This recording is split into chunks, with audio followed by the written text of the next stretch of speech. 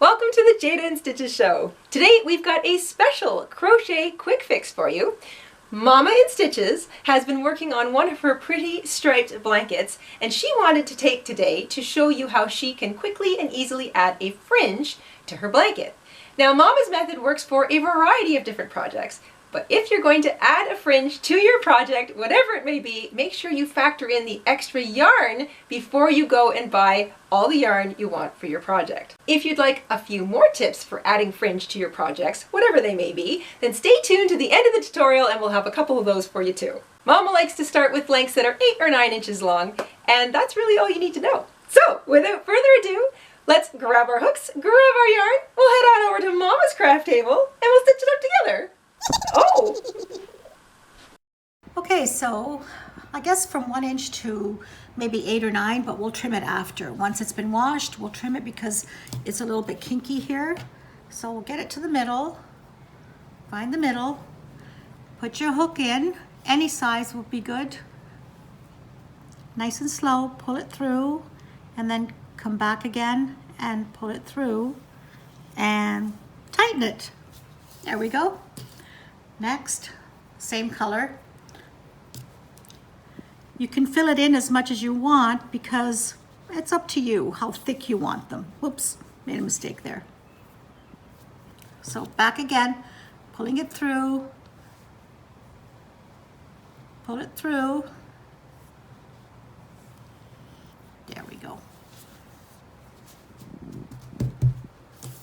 And back, we'll continue with white again. Nice.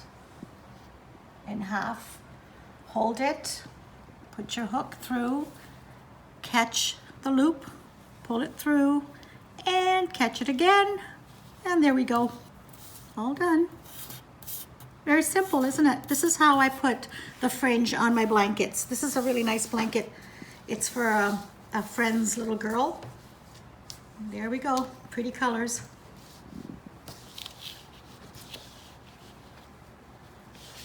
All right, so we want to trim. I would say just go down about maybe 1, 2, 3, 4 inches. It depends on how you like it, and just cut away.